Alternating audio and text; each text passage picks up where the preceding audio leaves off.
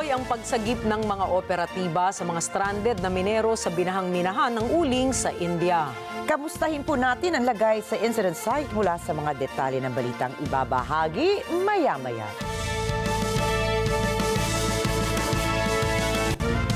Magandang gabi. Ako po si Ricky Mathay.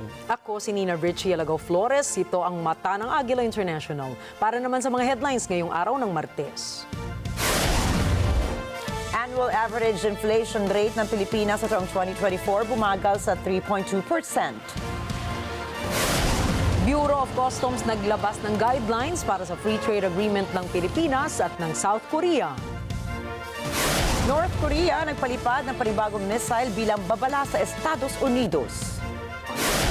Canadian Prime Minister Justin Trudeau nagbitiw na sa kanyang tungkulin.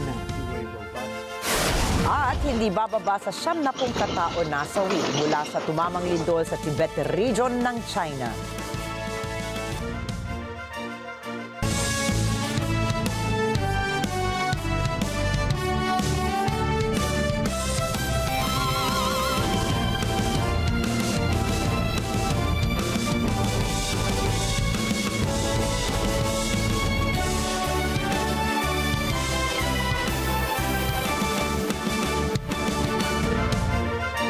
Iniulat ng Philippine Statistics Authority na pumalo sa 3.2% ang 2024 average inflation rate ng Pilipinas.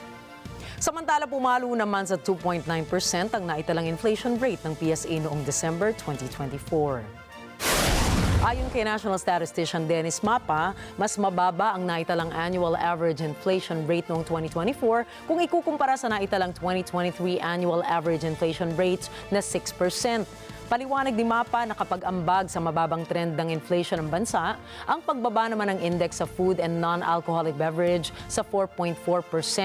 Ang inflation o food inflation naman ang partikular na bumaba mula 8% noong 2023 patungo sa 4.5% naman ng 2024. Samantala, pasok pa rin sa target range ng inflation rate ng gobyerno na 2 hanggang 4% ang naitalang average inflation rate ng Pilipinas sa taong 2024. Naglabas ng mga alituntunin ng pamunuan ng Bureau of Customs para sa implementasyon ng Free Trade Agreement o FTA sa pagitan ng Pilipinas at ng South Korea. Ayon sa Customs Bureau, dapat masiguro ng mga exporters na mayroon silang Certificate of Origin upang matiyak nila na masusunod ang mga alituntuning ipatutupad.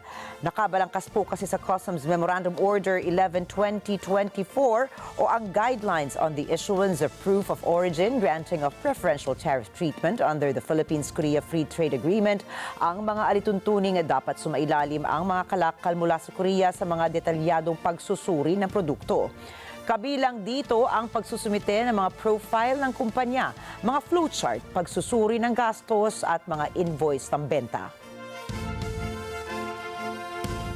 Nakatakdang makipagtulungan ang Korte Suprema ng Pilipinas sa Korea International Cooperation Agency o COICA Philippines para sa modernisasyon ng court system ng ating bansa. Ayon sa Korte Suprema, layo ng partnership ng Pilipinas at ng South Korea na lumikha ng isang electronic verification and case and evidence management system, gawing digital ang court records at bigyan ng training ang mga court personnel. Bahagi rin ng mandato na ito na bawasan ang backlogs ng korte at mas streamline ang adjudication process sa pamamagitan ng makabagong teknolohiya. Sa panig ng COICA, magsasagawa ng preliminary survey ito sa mga korte sa Pilipinas mula Enero 6 hanggang 15. Inaasahan namang may lulunsad ang proyekto sa susunod na taon. Malapit ng isapinal ng National Bureau of Investigation o NBI ang investigasyon kay Vice President Sara Duterte kaugnay ng pagbabanta nito sa buhay ni Pangulong Ferdinand Marcos Jr. Ayon kay NBI Director Jaime Santiago, tinimbang nila ang lahat ng mga ebidensya at testimonya na kanilang hawak kung saan ay Enero 2 pa lamang ay sinimulan na nilang pinag-aralan. Sinabi ni Santiago nga maaaring ipadala na nila sa Department of Justice ang resulta ng kanilang investigasyon sa January 15. Aminado si Santiago na naging maingat sila dahil sa makakaapekto ito sa lagay ng politika sa bansa. Nagpahayag ng pagkabahala ang Malacanang sa presensya ng tinaguriang monster ship ng China sa Exclusive Economic Zone o EEZ ng Pilipinas. Sa isang press briefing na isinagawa sa palasyo, sinabi ni Executive Secretary Lucas Bersamin ang presensya ng monster ship ng China sa rehiyon ay isang matter of projection. Matatanda ang sinabi ng Philippine Coast Guard na ang ginagamit ng China Coast Guard ang monster ship nito bilang intimidation sa mga mangingisda sa Pilipinas. Natagpuan kasi ng PCG ang nasabing barko ng China malapit sa 54 nautical miles ng Caponza Island ng baybayin ng Zambales. Sa kasalukuyan, patuloy pa rin ang monitoring ng PCG sa monster ship ng China gamit sa pamamagitan ng BRP Cabra at ng aircraft nito. Kinumpirma ng Pag-asa ang pag-iral ng La Nina phenomenon sa Tropical Pacific. Ayon sa State Weather Bureau, simula ngayong Enero hanggang Marso ay aasahan ang above normal rainfall sa Pilipinas.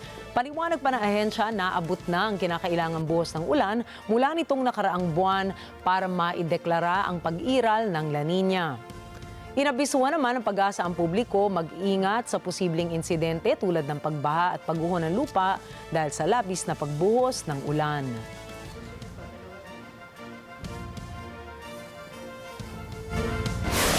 Susunod, ano nga ba ang bagong pinalipad na missile ng North Korea? British public may mensahe para kay tech billionaire Elon Musk.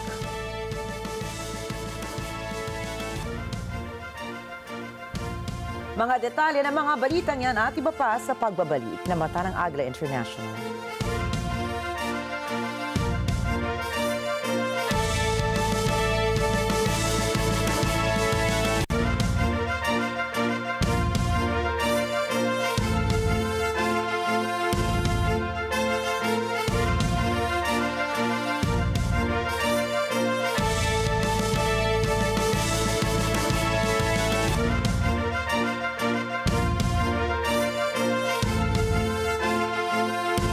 This portion is brought to you by BioQuick, high-quality products for hospitals and labs with 19 years of dedicated service.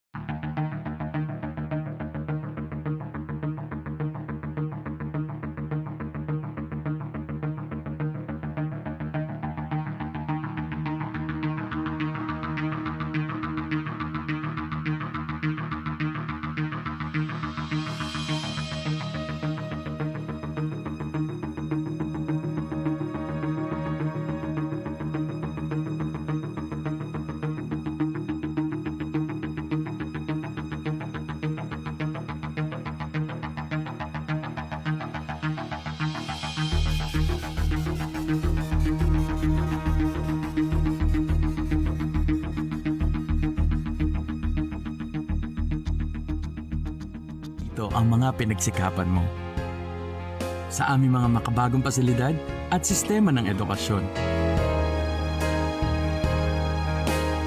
Mailalabas natin ang aking talino at mga kakayahan niya.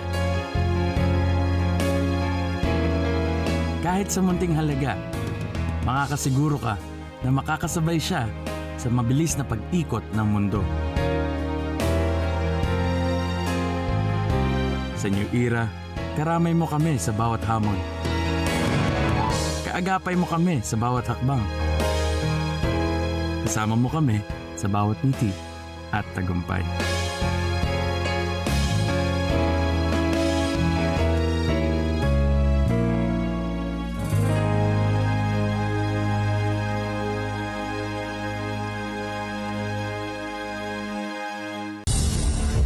National Rally for Peace, January 13, 2025. A NET25 special coverage.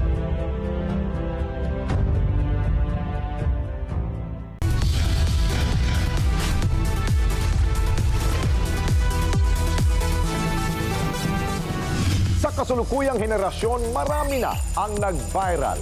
Dahil po yan sa kanilang ginagawang pagtulong sa kapwa. Pero mas marami ang tumutulong kahit walang nakakakita. Kaya naman kung ikaw ay may kilala na grupo o individual na may natatanging pagresponde sa lipunan, At maging sa kalikasan, mag-text lamang sa 0915-415-1035 o mag-email sa responde@net25.com at magpadala ng mensahe sa ating Facebook page at NET25 TV. Baka kayo na ang susunod nating Certified Key Responder. Let's net together sa NET25. Sa NET25.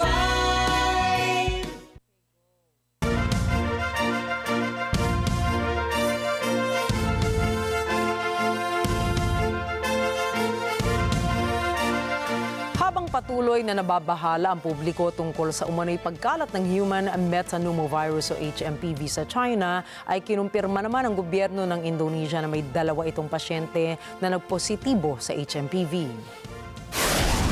Ayon sa Karnataka Health Department, nagpositibo sa HMPV ang isang 3 buwang gulang na babaeng sanggol at na-admit ito sa isang ospital sa Bengaluru City.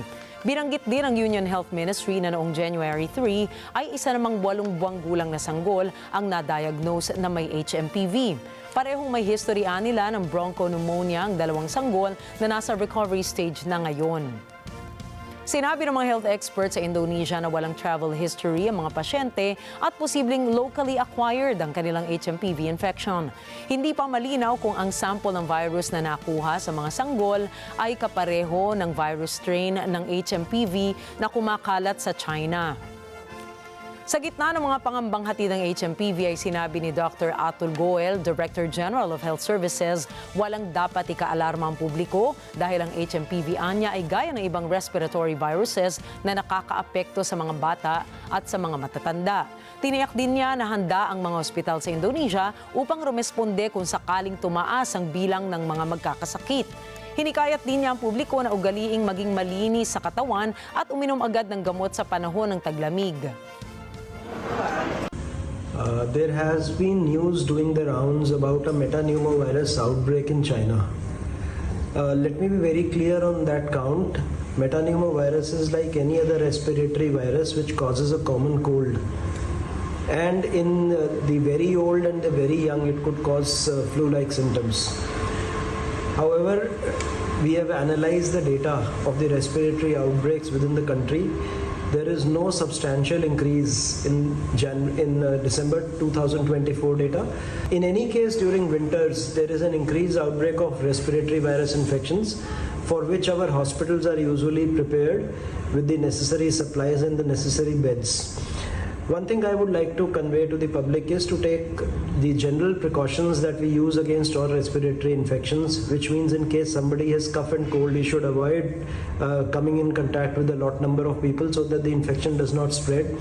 And while using a distinct hanky or towel for coughing and sneezing, and take the normal medicines that are required for cold or fever whenever it's there.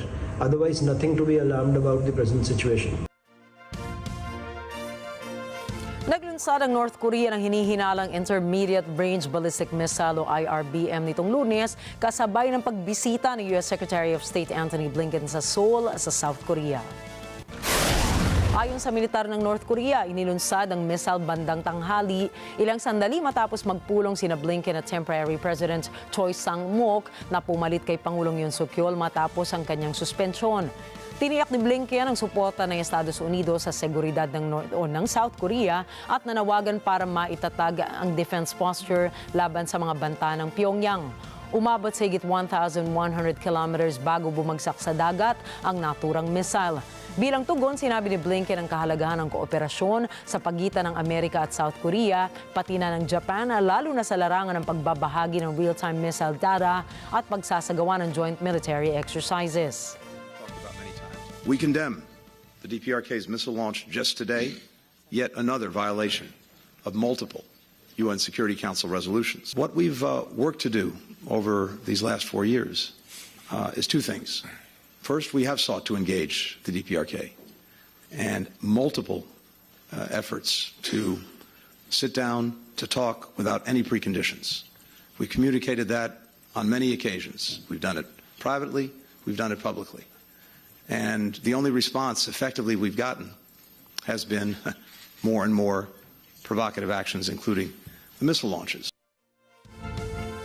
Ipinagmalaki pa ito ni North Korean leader Kim Jong-un kung saan sinabi niyang isa itong epektibong paraan upang makontrol ang kanilang mga karibal sa Pacific region na maaaring maging banta sa kanilang seguridad. Matagal nang hangarin ng North Korea na paunlarin ang kanilang missile systems upang tapatan ang kakayahan ng Estados Unidos, Russia at China. Mula noong nakaraang taon pa ay sinusubukan ng Pyongyang na maperpekto ang kanilang solid fuel hypersonic missile technology. Ayon naman sa South Korea, inilunsad na test launch bilang depensa sa posibleng epekto ng samahan ng Seoul, Washington at Tokyo at kinokonsidera nila itong pagpapatuloy ng mga missile launch na isinagawa ng North Korea noong nakaraang taon. Dumating na sa Sanaa si the United Nations Yemen mediator Hans Grunberg para sa posibilidad na mapahupa ng naturang organisasyon ang tumataas na tensyon nito laban sa ibang mga bansa. Nataon po ang kanyang pagbisita sa gitna ng mas pinaigting na airstrikes na isinasagawa ng Estados Unidos at Israel sa kanilang teritoryo. Ginawa lamang ito ng mga bansa bilang tugon sa sunod-sunod na pagpapalipad ng drones and missile ng Yemen sa Tel Aviv ng mga nakalipas na buwan. Matagal nang kinokontrol ng rebeldeng grupo ng Houthi ang malalaking bahagi ng Yemen sa tulong ng Iran. Lumaki rin ang kanilang partisipasyon sa rehiyon matapos sumibol ang giyera ng Israel sa mga kaalyado nitong Hamas at Hezbollah. Ayon naman kay Grunberg ay bumisita siya sa Yemen upang tulungan ang bansang mapausad ang peace process nito sa mga national and regional meetings na isasagawa sa naturang bansa sa mga susunod na araw. Dagdag pa nito, isusulong niya ang pagpapalaya ng mga binihag ng Houthi rebels na tauhan ng United Nations na kasalukuyang nakakulong sa Sanaa. Inabisuhan naman ito ang lahat ng kampong nasasangkot sa kaguluhan sa Middle East na hindi nakatutulong sa negotiation efforts ng UN ang pakikipagpalitan ng pag-atake.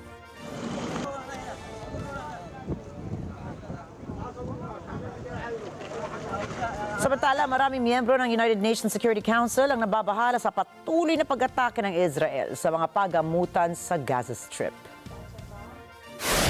I've in fact just received a letter from the Israeli ambassador asserting that Kamal Adwan hospital was militarized by Hamas and that Israeli forces took extraordinary measures to protect civilian life while acting on credible intelligence.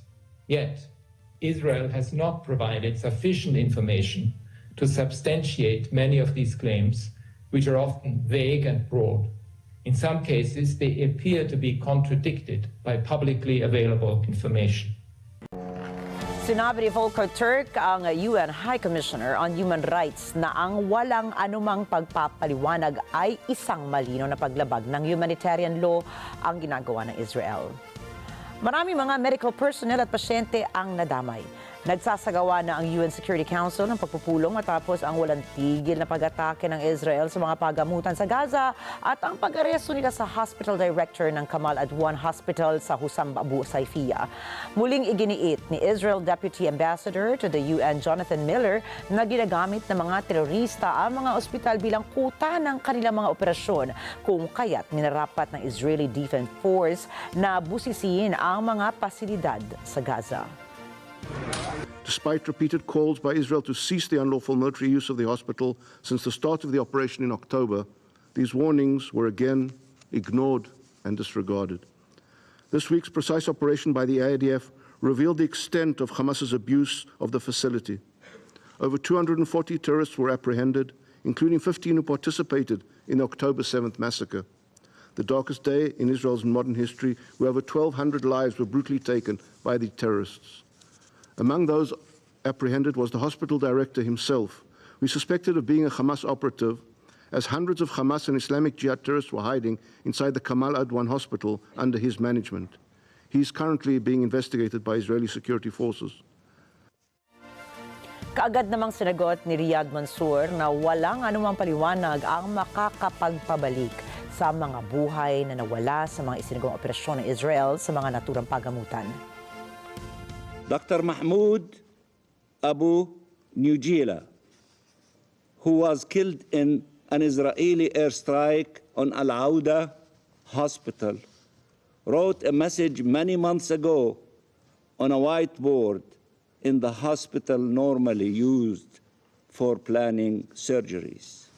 And I quote him, whoever stays until the end will tell the story.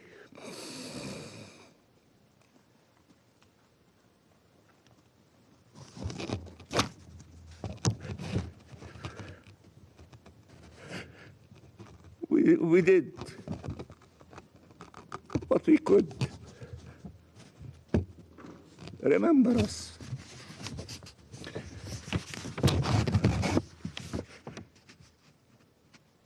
Remember us. We owe them more than remembrance. Nothing can explain that for 15 months Palestinians in Gaza have endured hell and been abandoned to this fate.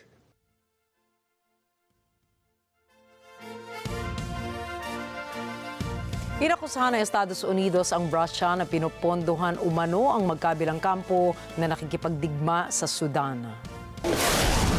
Ang digmaan na malapit nang tumagal ng isang taon mula noong magkaengkwentro ang Sudanese Armed Forces at Paramilitary Rapid Support Forces bago ang planong palitan sa civilian rule ng bansa. Noong Nobyembre, nagveto ang Russia sa pagpapasa ng isang resolusyon na naglalayong patigilin ang magkabilang kampo sa paglalaban upang makapaghatid ng tulong ang UN sa mga apektadong lugar sa bansa. This council met just 2 months ago to discuss a resolution calling for a nationwide ceasefire, increased civilian protection, and unhindered flow of aid. 14 council members approved the text drafted by Sierra Leone and the UK. And yet Russia chose obstruction, standing alone as it voted to imperil civilians while funding both sides of the conflict. Yes, that's what I said, both sides. Ayon naman sa Washington, pamilyar sila sa interes ng Russia sa gintong kayamanan ng Sudan at kinondena naman nila ang kahit na anong pagsuporta para sa kahit anong partido sa digmaan. Sa ngayon ay wala pang nilalabas na pahayag ang Sudan ukol sa naturang issue. Как подчеркивают, главная проблема британского проекта состоит в том, что в него заложено ложное понимание о том, кто несет ответственность за защиту гражданского населения Судана, контроль и безопасность границ этого государства. Кто может принимать решения о приглашении иностранных сил на территории Судана? С кем, в конце концов, должны взаимодействовать ООНовские чиновники для того, чтобы решать возникающие проблемы и планировать содействие? У нас нет сомнений, что в этой роли может выступать исключительно правительство Судана. Однако британские авторы явно пытаются отказать ему в этом праве. На протяжении всей работы над проектом они потратили немало сил для того, чтобы удалить из текста упоминания законных властей Судана в самых ключевых местах. Их позиция абсурдна и неприемлема, в том числе и в свете того, что правительство Судана представляет свою страну в международных организациях, осуществляет контроль над основными процессами в государстве, занимается распределением гуманитарного содействия, а сами суданцы ищут прибежища и защиты в контролируемых правительством регионах. Ibinasura ng isang korte sa New York ang hiling ni US President-elect Donald Trump na ipagpaliban ang pagsentensya sa kanyang felony hush money case. Ayon kay Justice Juan Merchan, magpapatuloy ang pagsentensya kay Trump dahil ang mga argumento umano nito laban sa nakatakdang hatol ay repetition lamang o pag-uulit ng kanyang mga argumento na nauna na niyang idinulog na maraming beses sa mga nakalipas na pagkakataon. Sa mga inihain sa korte, ikinatwiran ng mga abogado ni Trump na kanilang hiniling ang pagbasura sa tinawag nilang politically motivated prosecution dahil may depekto anya ito sa simula pa lamang. Isinusulong din ng legal team ni Trump ang pagdinig sa naturang kaso sa appellate court.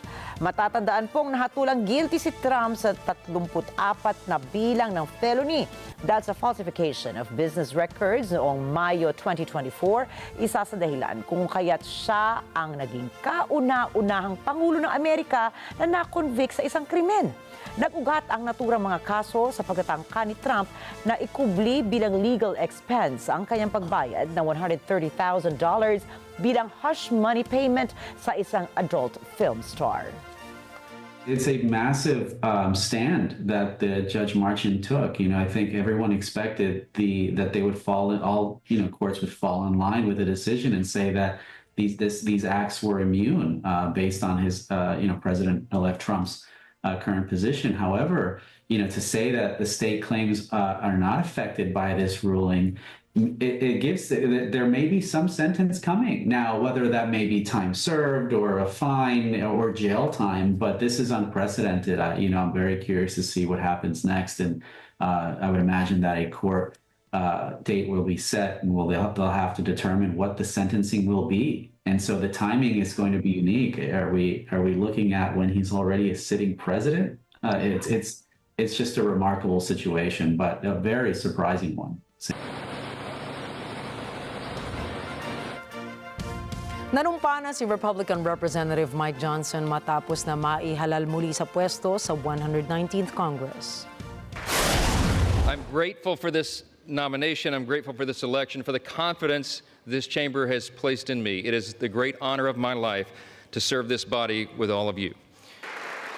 This is a momentous time in the history of our nation. It really is. And as members of the 119th Congress, we are stewards of the great American Revolution that began almost exactly now 250 years ago, 1775 and 1776. It will fall at the time of this Congress, the great anniversary. And in these 2.5 centuries, we've been reminded repeatedly that freedom is never free. And we have stood tall as the greatest nation on the face of the earth. It is without debate. We are the freest, the most powerful, most benevolent nation that has ever been in the history of the world. Nakakuha ito ng kabuuang 218 mga boto habang ang katunggali nito na si Democratic Representative Hakeem Jeffries ay mayroong 215 boto at 1 boto naman sa isang miyembro ng House Republicans. Nakatanggap ito ng standing ovation at matapos ang panunumpa ay pinangunahan din ito ang panunumpa ng mga miyembro ng House of Representatives. Sa kanyang talumpati ay sinabi niyang ang kanyang prioridad ay ang pagdepensa sa border ng kanilang bansa. Agad naman siyang binati ni US President-elect Donald Trump at naniniwala itong kaya nitong gampanan ang kanyang trabaho. We have a mandate, and that was shown in the election cycle. The people want an America First agenda. They do. Sadly, for the past 4 years of divided government, too many politicians in Washington have done the opposite. Open borders and overregulation have destroyed our cities and stifled innovation. Inflation and weak leadership have left Americans poorer, and they have placed our country in a perilous position. That's right. But in recent months, we've witnessed something happening, something that's really remarkable, a political moment in our modern history, a groundswell of Americans from every state, race, and religion who now demand that we put the interest of Americans first again, and we will, and we will. This is a powerful new coalition of our country. It's a coalition that insists that we purge the policies of America last and we bury them in the graveyard of history's mistakes, because it was a big mistake. To that end, this Congress will renounce the status quo and we will listen to the voices of the people. We will act quickly and we will start by defending our nation's borders. That's the #1 priority. Yes. Make Greenland great again. Iyan ang pangako ni US President-elect Donald Trump kung sakaling papayag ang Greenland na maging bahagi ng Estados Unidos. Tiniyak din niyang pagproprotektahan at pahahalagahan ng US ang Greenland. Kinumpirma rin ni Trump na pupunta ang kanyang anak at ilang pang Trump representatives sa Greenland upang bisitahin ang ilang magagandang lugar doon. Sinabi rin ng bagong Washington leader na malaking benepisyo para sa Greenland at sa mga mamamayan nito kung magiging kabahagian nila ng Estados Unidos ang Greenland. Nagsalita ang ilang residente ng London laban sa bilyonaryong si Elon Musk dahil sa umano'y pag-atake nito sa gobyerno ng United Kingdom. Giit nila hindi dapat makialam ang bilyonaryo sa pamamahala nila.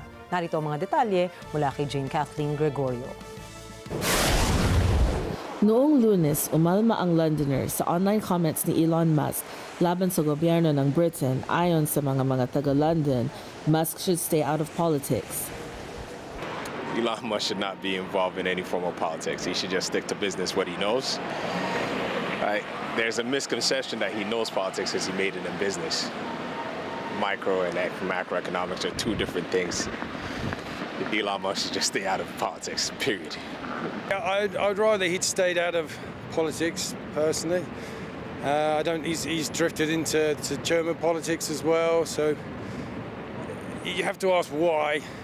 And basically, we've got lots of billionaires making lots more money while everyone else is struggling, and then telling us that they're there for our greater good. It doesn't cut, so I don't buy it. Para sa ilan, nakakanervous kung nasasangkot na sa politika ang mga taong may maraming pera. I get nervous when he starts paying large amounts of money and having a very direct influence on our politics, because I think it's hard for the person in the street like me to really understand what's going on when there's so much influence behind the scenes. But I have no problem with the opinion. I start to get worried when there's direct involvement. Kamakailan, nagkomento si Musk sa politika ng Britain. Ilang ulit tinuligsan nito si Prime Minister Keir Starmer mula nang sumabog ang anti-immigration riots noong summer. At nitong Lunes, nag-post ng poll si Musk sa X na tinatanong ang mga Amerikano kung dapat bang palayain ng Amerika ang mga tao ng Britain mula sa mapaniil na gobyerno ng mga ito. Ang post ni Musk ay matapos saportahan nito ang mga tawag ukol sa pambansang investigasyon ukol sa paghawak ng mga kaso ng rape na isinagawa ng mga lalaking may Pakistani heritage laban sa mga menor de edad na kababaihan. Ang investigasyon ay pinatakbo ni Starmer. Noong 2014, isang investigasyon ay nakatuklas na may 1,400 na mga bata ang nasubo sa sexual exploitation sa Rotherham, Northern England mula 1997 hanggang 2013. From the SpaceX Starbase in Boca Chica, Texas, I'm Jane Kathleen Gregorio for Mata ng Agila International. Trusted, connected, on point. Susunod, halos 100 katao patay matapos lumindol sa Tibet. Ano ang mga bagong inilabas ngayong CES 2025? Mga detalye ng mga balitang yan at iba pang mga balita sa pagbabalik pa rin ng Mata ng Agila International.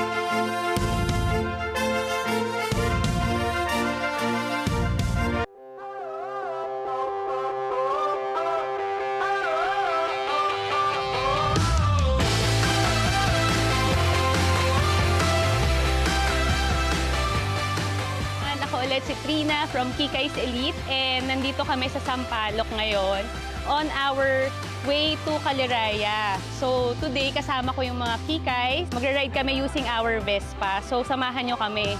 This is Motorcycle Republic, tuwing Sabado, 5 p.m. to 6 p.m. Let's get together sa NET25. Sa NET25. National Rally for Peace, January 13, 2025. A NET25 special coverage.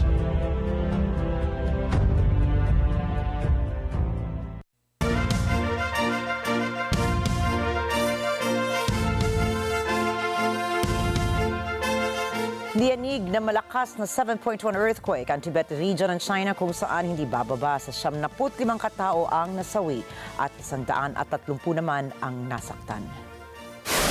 Ayon sa China Earthquake Network Center, natagpuan ang epicenter ng lindol sa Tingri County sa lalim na 10 kilometers. Tumama naman ang lindol bandang 9:05 ng umaga. Ipinag-utos na ni Chinese President Xi Jinping ang pagsasagawa ng all-out search and rescue efforts para mapaliit pa ang bilang ng casualties na dulot ng lindol. Higit sa 1,500 bombero at rescue workers naman ang rumisponde sa mga apektadong lugar. Iniulat naman ng state media ng China na mayroong 22,000 items. Kasama na po dyan ang cotton tents, cotton coats, kubot at folding beds ang pinadala ng Beijing para sa mga lugar na tinamaan ng lindol.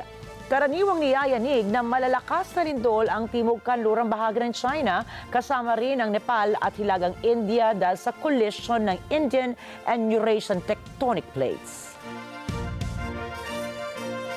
Patuloy pa rin ang rescue efforts ng emergency service personnel sa India matapos pasukin at mapuno ng tubig ang isang minahan ng uling sa Dima Hasawa District na ikinasawi naman ng 3 mga minero.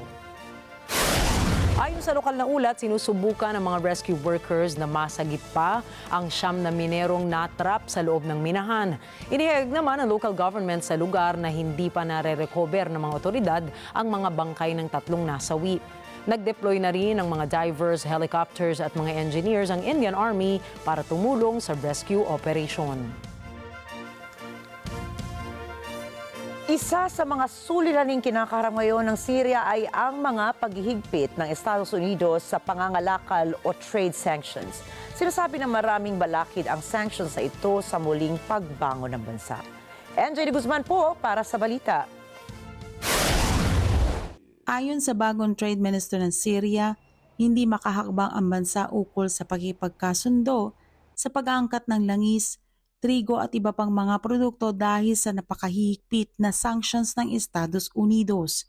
Ito ay sa kabila ng kagustuhan makipagkalakalan ng ibang mga bansa tulad ng Gulf Arab States.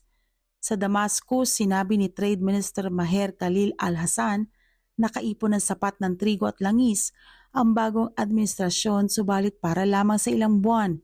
Anya, kung hindi luluwagan ang sanctions, haharap ang bansa sa sakuna. الدول العربية الشقيقة وحتى الأجنبية الصديقة تبدي رغبتها واستعدادها للتعاون وتقديم الدعم للشعب السوري. كما نعلم جميعا الشعب السوري عانى سنوات طويلة من الاضطهاد والظلم، لكن ينتظرون فقط تحرير ملف العقوبات. الأهم هو إزالة القيود لكي تستطيع الدول والشركات البدء في العمل في استثمارات على مستوى عالي، خصوصا في موضوع الصناعات الكبيرة أو موضوع الطاقة والنفط وغير ذلك من الأمور الأخرى. Si Hassan ay miyembro ng bagong administrasyon na ipinwesto ng Islamist rebel group Hayat Tahrir al-Sham matapos mapatalsik si Pangulong Bashar al-Assad noong 8 ng Disyembre pagkaraan ng 13 civil war. Ang trade sanctions ay ipinataw ng namumuno pa si Assad. Tinarget na mga paghihigpit ang gobyerno nito at ilang institusyong pambansa tulad ng Bangko Sentral. Dati-rating nagsusuplay ng langis at trigo ang mga bansang Russia at Iran na mga taga-suporta ni Assad. Tumigil ang mga ito nang manalo ang mga rebelde laban kay Assad na lumipad naman patungong Moscow. Inaabangan ang anusyo ng US ukol sa pagluluwag ng restrictions at pamamahagi ng humanitarian aid sa Syria.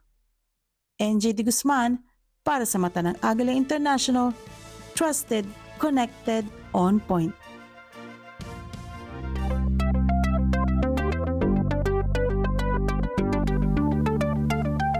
Sa pagbubukas ng Consumer Electronics Show 2025 sa Las Vegas ay nangako ang kumpanyang Samsung na lilikha ito ng AI for all sa kanilang mga consumers.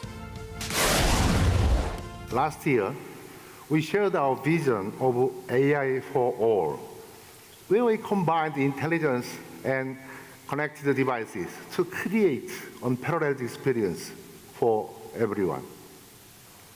It's vision that actually started in 2014 when it said at CES that our homes would be smart in a decade. Today, I want to redefine what home means to us and introduce our roadmap for home AI century. Ayon kay CEO Han Jong-hee, kaugnay ang pahayag ng Samsung sa naging pangako nito noong CES 2014 na gawing smart ang mga tahanan ng kanilang consumers makalipas ng isang dekada. Kaya ngayon 2025, iginiit ng Samsung na naihatid ng kumpanya ang mga smart refrigerators, wash-dryer combos, smart TVs, smartwatches at iba pa bilang bahagi ng kanilang smart home presentation. Samsung is also using AI in other ways to make things more personal. I've spent a ton of time making sure my apartment reflects my style, and that includes the art I put on my walls. With the generative wallpaper feature, your compatible Samsung TV can instantly create pictures that match your taste. And starting this year, all Samsung QLED TVs, along with the frame and micro LED, will feature Samsung Art Store with over 3,000 pieces of art that you can display anywhere you have a compatible Samsung TV. It's like bringing the best of MoMA and Musée d'Orsay right to your living room. Actually, it's just that. Well, you know how time flies, especially when watching TV, but it's really time to finish my laundry. Since the bespoke AI laundry combo completed the cycle without me having to switch it from washing to drying, I was able to enjoy the entire show without interruption. And now, I want to share just one more lesson. Sa parehong event, itinampok naman ng chipmaker company na Nvidia sa CES 2025 ang kanilang GeForce RTX 50 series Blackwell architecture. Ayon sa Nvidia, gamit ang Blackwell Artificial Intelligence Technology ay mas pahuhusayin nito ang performance ng chip. Tulad ng pagpapaunlad ng shaders sa mga video games para sa movie-like graphics nito o kaya isa accurate na itsura ng mga video game characters sa isang laro. Inaasahan din ng kumpanya na magagamit ang nasabing chip sa automotive industry. Git kasi ng Nvidia sa pamamagitan ng Cosmos Foundation models nito ay kayang mag-train nito ng mga self-driving cars sa mas mababang halaga ng gastos. Samantala, ibinahagi rin ng kumpanya na ipagagamit nito ang kanilang Orin chips sa Toyota motor para mas mapaunlad pa ang driver assistance ng mga sasakyan nito. Hindi naman sinabi ng Nvidia kung anong model ito ng sasakyan ng Toyota.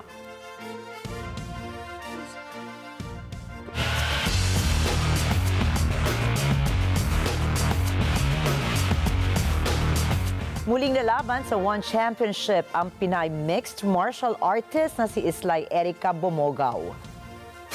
Makakalaban po ng Igorota Muay Thai fighter ang Chinese fighter na si Ran Longshu sa ilalim ng 101-pound catchweight division ng Muay Thai. Ang bakbakan sa pagitan ni Bumagaw at Longshu ay isa sa 12 fights na nakahanay sa January 10. Gaganapin ang naturang laban sa Lumpini Stadium sa Thailand. Maaalala nga nitong huling bahagi ng 2024 ay naging world number 1 si Bumagaw sa 45-kilogram female elite division ng International Federation of Muay Thai Associations. Siya ang kauna-unahang Pinay na nakakuha ng naturang award. Bago ang kanyang pagpasok sa One Championship, ay nagsanay siya kasama ang ibang malalaking Filipino MMA fighters katulad nina Edward Falayang at Gigi Eustachio.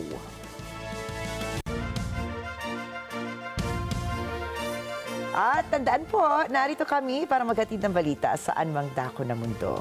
Magandang gabi po. Muli ako po si Ricky Matay. Ako naman si Nina Richie Alagaw Flores. Ito pa rin ang mata ng Agila International. Para naman po sa mga balitang nangyari rin sa iba't ibang panig pa ng mundo, punta tayo kay Alma Angeles para sa mata ng Agila World News. Take it away, Alma.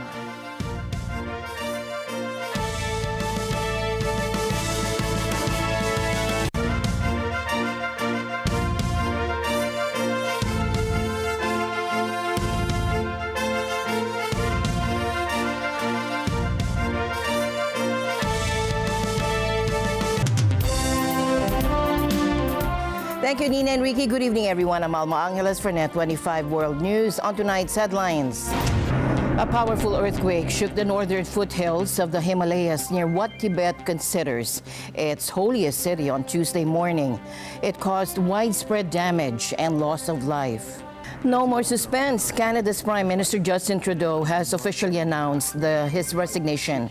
Speaking in Ottawa, he shared that he will step down after his party selects a new leader. But I have always been driven by my love for Canada, by my desire to serve Canadians, and by what is in the best interests of Canadians. And Canadians deserve a real choice in the next election. And it has become obvious to me with the internal battles that I cannot be the one to carry the Liberal standard into the next election. So what's up next? And the news starts now.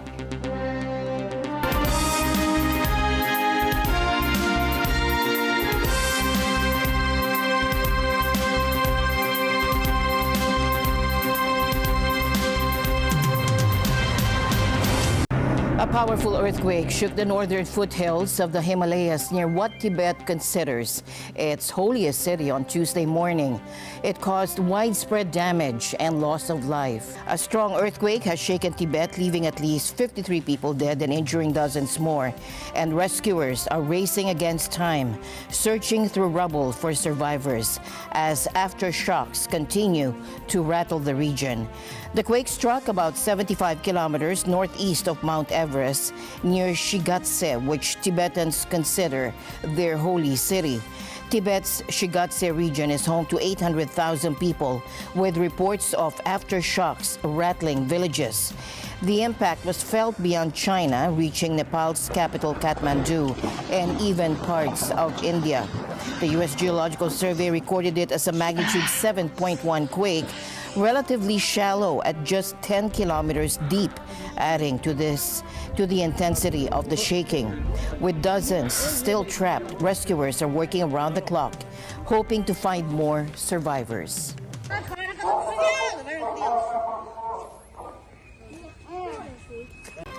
Canada's Liberal Party has hung out the Help Wanted sign following Prime Minister Justin Trudeau's announcement that he is resigning. Now, Trudeau said he will stay on in the top job until the party chooses a replacement. Thomas I. Likeness for more. This country deserves a real choice in the next election, and it has become clear to me that if I'm having to fight internal battles, I cannot be the best option in that election. And that political infighting prompted Trudeau's decision to step aside. Parliament has also been suspended until March 24th to give the Liberals time to find a new leader. Trudeau has been under heavy pressure from party members amid polls that show the Liberals would be trounced in the next election. As you all know, I am a fighter, and I am not someone who backs away from a fight, particularly when a fight is as important as this one is. But I have always been driven by my love for Canada, by my desire to serve Canadians, and by what is in the best interests of Canadians. The new leader will immediately become Prime Minister and lead the party into the next election, and that must be held before October 20th of this year. But after Parliament resumes, opposition parties could topple the government with a non-confidence vote, and that would mean an election could be called as early as May. Whether a new face in the Liberals' front office will improve party fortunes is an open question. Public policy professor Kathy Brock says there are several reasons for Trudeau's plummeting popularity. One reason is just his government is approaching the 10-year mark, and it's actually at the 9-year mark. And that's when people start to get tired of the government. They do want to see a change. But on top of that, it was felt that he wasn't sensitive to concerns that the average person felt. So the cost of food, inflation, the cost of gas, the problems with the border, crime going up in cities. Trudeau's resignation, his eventual successor, and a possible early election couldn't come at a worse time, with Donald Trump threatening to impose 25% tariffs on Canadian goods the day he moves back into the White House. Political leaders and business groups are worried. Ontario Premier Doug Ford says Trudeau has to focus 100% on the issue of tariffs for the next month or two. We have 14 days left before we elect President Trump. gets inaugurated, and we need to focus to make sure these tariffs don't move forward, and if they do move forward, we need to make sure that the federal government has a strong plan. In Western Canada, Alberta Premier Danielle Smith says with the Liberal leadership in flux, it will be up to provincial leaders to make the case to the Americans, and she says that's why she'll be attending Trump's inauguration. I'll be staying there for 4 or 5 days. I hope to be able to put forward the case that I made today about how we are the Americans' best friend and trading partner. We can provide the resources that they need to be successful, and that we are also their biggest consumer. Trump reacted to Trudeau's announcement by repeating earlier comments that Canada would benefit from becoming the 51st U.S. state. But that suggestion is even less popular in Canada than the outgoing Prime Minister. Thomas I. Likeness, NET25 World News. Now, joining us now is Thomas I. Likeness. Thomas, President-elect Donald Trump has recently suggested that Canada could become part of the United States, the 51st state of the U.S. How have people reacted to this idea, especially in terms of national identity and relations between the two countries? You know, Elma, every time Trump suggests that our country should become the 51st American state, he just embarrasses himself with how little he knows about Canadians or Canada.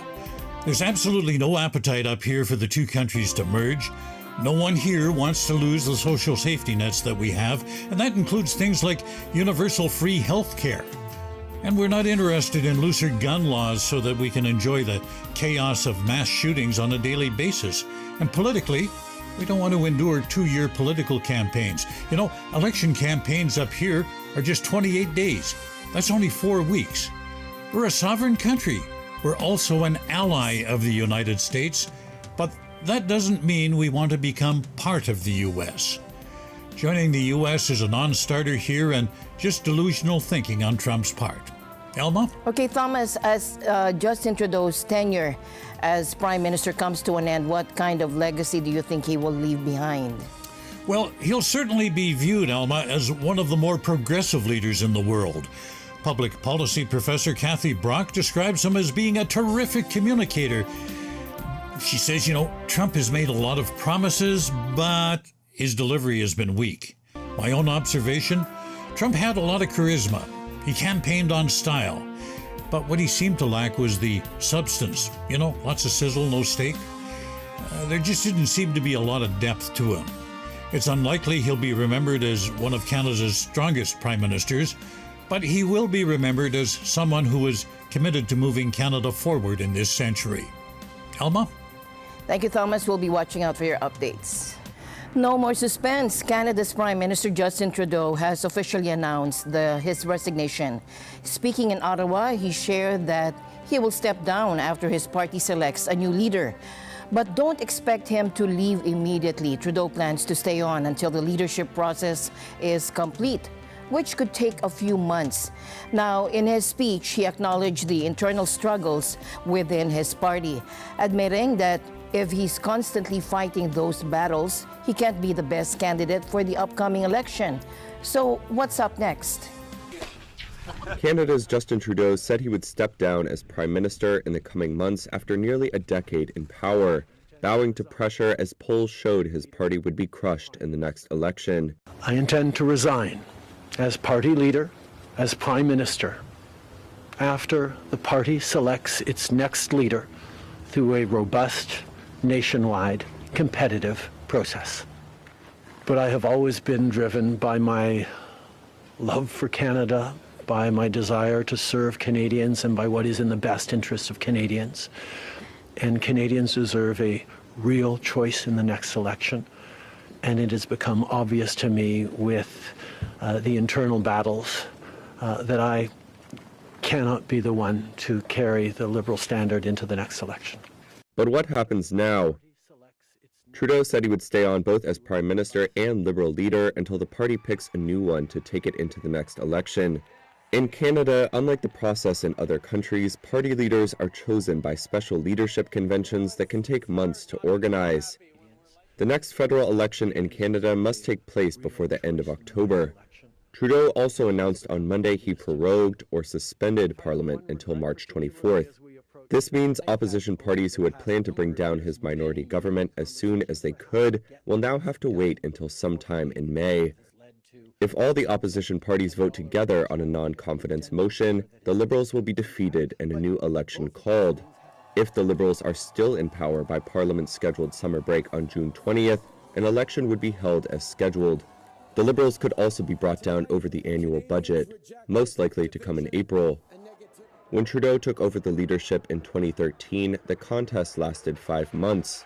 A nightmare scenario for the Liberals is that the party takes so long to choose a new leader that Trudeau will still be in charge when the next election is called.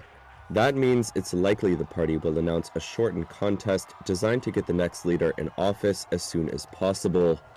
Former Finance Minister Chrystia Freeland and Mark Carney, former Governor of the Bank of Canada and the Bank of England, could run to replace Trudeau alongside a number of current cabinet ministers. Polls strongly indicate that the Liberals will lose the election, no matter who the leader is. And now to the Middle East, where Iran's foreign minister has issued a sharp warning to Israel, promising retaliation against any future attacks, while cautioning that continued Israeli aggression could ignite a broader regional conflict. Take a look. He emphasized Iran's commitment to diplomacy, consulting with allies, including China. We are fully prepared for the possibility of further attacks by Israel. I hope Israel will refrain from taking such reckless actions, as it could lead to a large-scale war. Of course, we will continue to pursue a diplomatic approach, stay in contact with regional countries, and consult with friendly nations like China. We believe that reason will ultimately prevail and prevent actions that could have serious consequences. His remarks come amid growing fears of escalation as Israel faces recurring missile attacks from Yemen's Houthi rebels, who are widely believed to be supported by Iran. This tension follows a year of intense clashes. On October 1st last year, Iran fired 200 ballistic missiles at Israel, most of which were intercepted. Israel retaliated weeks later by targeting Iranian military sites. Meanwhile, a disturbing video released by Hamas has highlighted the human impact of the ongoing conflict in Gaza. Now take a look at this footage featuring a 19-year-old Israeli soldier abducted during Hamas's deadly October 7th attack. In this video, she pleads for her release, expressing her youth and how her life has been shattered. Her family, distraught by her distress, publicly urged Prime Minister Benjamin Netanyahu to act swiftly. עם ישראל היקר, קיבלנו היום אות חיים מלירי. סרטון שלנו, קשה לראות. זה אותו לירי שאנחנו מכירים. היום דיבר איתנו ראש הממשלה, נשיא המדינה, הרמטכ"ל, שר הביטחון, ואמרנו לו שיעשו עסקה, זה הזמן. יש את לירי ועוד 99 חטופים שצריכים לבוא הביתה במהרה. אנחנו דרשנו מראש הממשלה ומשר הביטחון שלא יחזרו, שצוות המשא ומתן לא יחזור בלי הסכם. הבנו מדבריהם שהם נכונים ומוכנים לעשות הסכם ולהחזיר את כל החטופות והחטופים הביתה. אני רוצה להגיד ללירי שאם היא רואה את זה, שלירי, אנחנו נלחמים עלייך, ואנחנו לא מוותרים עלייך, ואת חוזרת הביתה בחיים, את חוזרת. נכון שקשה שם, ונכון שאת סובלת, אבל את חוזרת הביתה בחיים. אמא מבטיחה לך, אמא ואבא מבטיחים לך, ואנחנו מקיימים הבטחות, וזה יקרה עוד מעט, בעזרת השם זה יקרה עוד מעט, תאמיני בזה, אנחנו לא מוותרים. אל תוותרי גם את שם, תמשיכי להילחם ולשרוד. את חזקה ואת מסוגלת, אנחנו פה נלחמים עלייך. אני אוהבת אותך כל כך, ומתגעגעת מאוד, ומחכה כבר לחיבוק איתך. Hamas claims to have offered Israel a list of 34 hostages for release in a potential ceasefire deal. But Netanyahu's office has denied receiving such a proposal, adding to the frustration. Negotiations mediated by Qatar, Egypt, and the U.S. have stalled, even as Netanyahu has allowed Israeli negotiators to rejoin the talks. Critics accuse him of stalling under domestic pressure. Amid a standoff, one family member of a hostage pleaded directly. Like every Saturday evening, we come to the rally to call for our loved ones who are still in captivity. My father, Gadi Moses, is still there, 456 days. We got the movie for Lily Elbag, and as much as I'm happy for the family to see her alive, it's very concerning to see her status and not knowing about all the others. So we really hope that the delegation that went to the conversation will get to some agreement and we'll see all our loved ones as soon as possible. As indirect talks in Qatar reportedly resume, the region remains on edge. Will diplomacy prevail or will the tension spiral into an even greater crisis? It's a new era for traffic management in New York City. The nation's first ever congestion pricing plan is now in effect, promising to cut traffic and fund mass transit. But not everybody's on board. Congestion pricing, and proof of how historic this is, at midnight, not only was New York One leading with this story, but the BBC World Service led with the story that New York was the first city in the United States to adopt a congestion pricing scheme. So we're very proud of that. While the system has only just begun, it's already widespread. The system has been in operation since midnight. 1,400 cameras, over 110 detection points, separate detection points on the borders of the congestion zone and within the zones. There are well over 800 signs, and there are 400 lanes of traffic that are within the zone. And drivers are going to start to see the toll charges appearing on their Easy Pass bills in a few days. Taxi passengers will also feel the impact with an additional 75-cent charge per trip. Roughly 700,000 vehicles enter Manhattan Central Business District every day. And so that's kind of the pool of drivers that could be affected by congestion pricing. By and large, those drivers are higher income than transit users, and about 6 million people ride the transit system every day in New York. So there's kind of an equity argument about what the impacts of the program will be. All these people making those decisions, they don't live in the city. They even don't know what's going on here. People who ride the subway have to pay more if they have to. Why people have to pay more when they drive, their car? It affects everybody because we have to come in every day. We take the bridge every day, which charges $9, and half my workers come the same thing. It affects everybody. And it really is too much for everyone.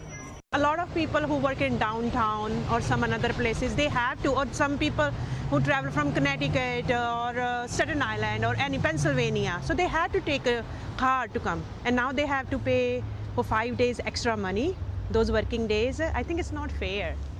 Like, I could understand if you're charging $2 or something, but $9 is a lot.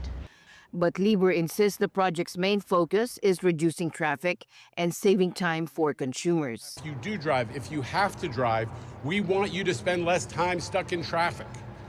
Your time is worth real money, and that's why the business community has supported this so much, because time wasted in traffic is a huge drag on our economy. So we want to see speeds pick up, especially for buses now moving at under 5 miles an hour in mid. However, the plan has its critics. President-elect Donald Trump has voiced strong opposition, claiming it could disadvantage New York against other cities and states. He may try to repeal the toll program once he takes office on January 20. President Trump and others who are incoming into the administration have discussed this congestion fee as a challenge to business operations in particular. In fact, the experience that we've seen in places like London and Stockholm is that there was no net effect to business operations. And in fact, customers continued to visit businesses within the zone, and deliveries arrived on time and were more reliable, and workers had more reliable schedules because of this new program in place. Louisiana health officials have confirmed the first human death from bird flu in the United States. The patient, who was over 65 with underlying health conditions, contracted the virus after exposure to backyard chickens and wild birds. It is cold and flu season, so we do have a lot of people that are sick right now with these respiratory viruses. And this one's a little different because this person was infected with a strain of influenza that was spread from wild birds to their domestic birds and then to themselves. And so in a way, the risk is pretty localized, although it does seem to be growing across the US. So I guess what that means for Louisiana is the risk to the general public is still low. This is the only case that's been identified in people. This is not a strain of influenza that can spread between people, luckily. The case comes amid an ongoing bird flu outbreak that has affected both wild and domestic birds across the country. Since 2022, nearly 130 million birds have been impacted, along with hundreds of dairy herds. And the majority of people that are infected with seasonal flus. And some of those are directly from person to person. Some of those are from wild animals, eventually to people, and then spreading through the human population. And those are always much more of a concern because there's so many people that are infected on an annual basis. And like our case here, if you're older, you're immunocompromised, you have underlying health conditions, that puts you at a much greater risk of severe mortality, being hospitalized, and potentially dying from the infection. Health experts emphasize the importance of prevention, especially during this season. It's still a good time to get your flu shot. Flu shot's going to prevent not avian influenza, but seasonal influenza and the possibility of being co-infected with those viruses, which is really what we're more concerned in the long run, that this bird flu that we have spreading across the US right now has some kind of mutation or a reassortment event, which makes it more transmissible between people, which is what we have not seen yet. State health officials have issued specific guidance for the public. You know, what the state recommended and what we would recommend is that people be careful about sick and dead animals and their droppings and contact with them, and not eating undercooked poultry or eggs or milk, consuming milk that hasn't been pasteurized. And for those concerned about backyard bird feeders, experts offer specific advice. We do have this happening all the time. We do have migratory birds moving from different parts of the country.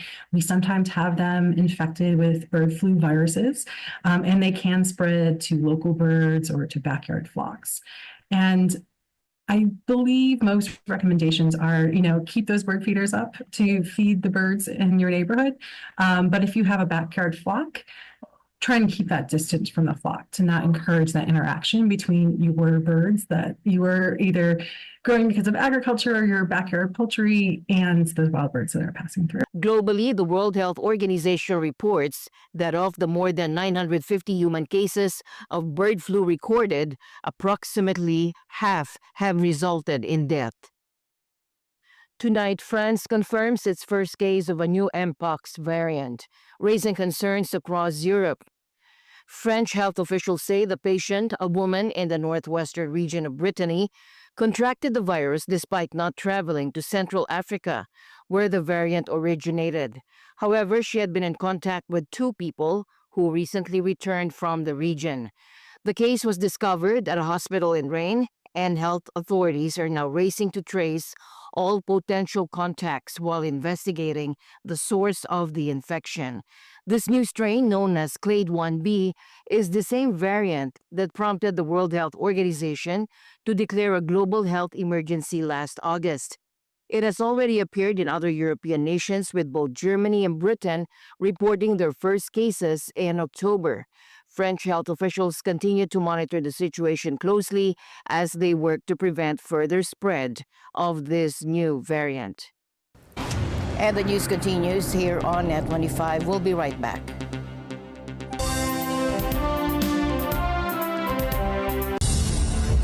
National Rally for Peace, January 13, 2025. A NET25 special coverage.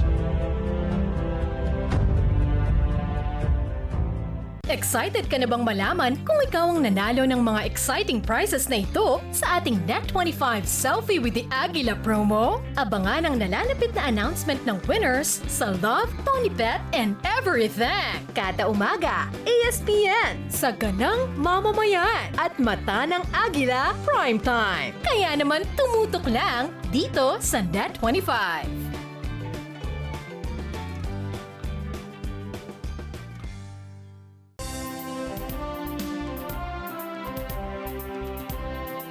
Nvidia, now the world's second most valuable tech company, unveiled its vision for the future at CES 2025, with CEO Jensen Huang showcasing breakthrough developments in gaming, artificial intelligence, and robotics. Here it is, our brand new GeForce RTX 50 series Blackwell architecture. The GPU is just a beast.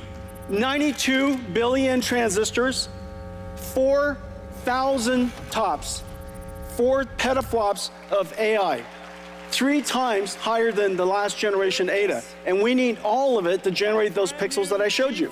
The new gaming chips promises movie-quality graphics with revolutionary AI technology for creating realistic human faces and textures. So can you imagine? You get this incredible graphics card here, Blackwell. We're going to shrink it and put it in there. Does that make any sense?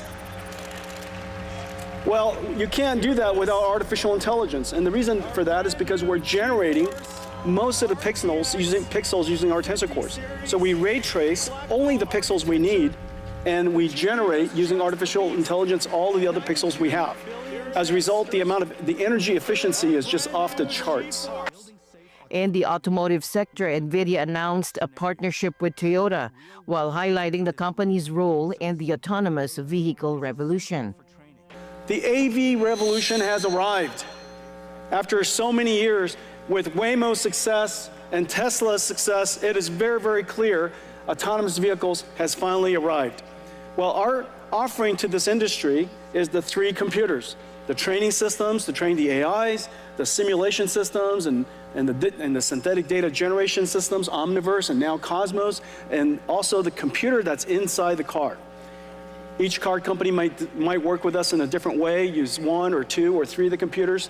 We're working with just about every major car company around the world. Perhaps most striking was Wang's prediction about the future of robotics. My friends,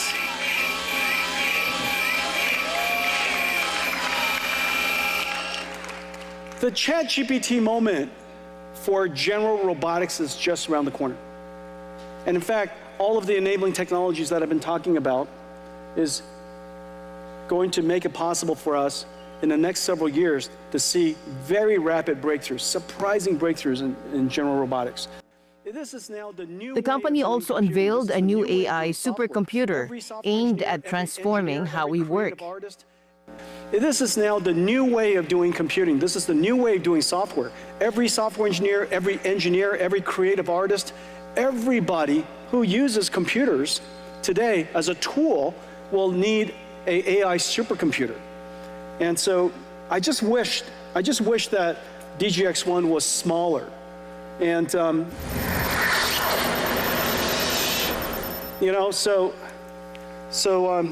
imagine, ladies and gentlemen, this is NVIDIA's latest AI supercomputer. And it's finally called Project Digits right now. Imagine this is what it looks like. You know, who doesn't want one of those? And if you use PC, Mac, anything. And finally, NASA astronaut Don Petit captured the northern lights from space in footage released on Sunday. Petit was above eastern Canada when he orbited over the northern lights, also referred to as Aurora Borealis. And with that, we end tonight's broadcast. For everyone here on NET25, I'm Alma Angeles. Thank you all for joining us. Good night.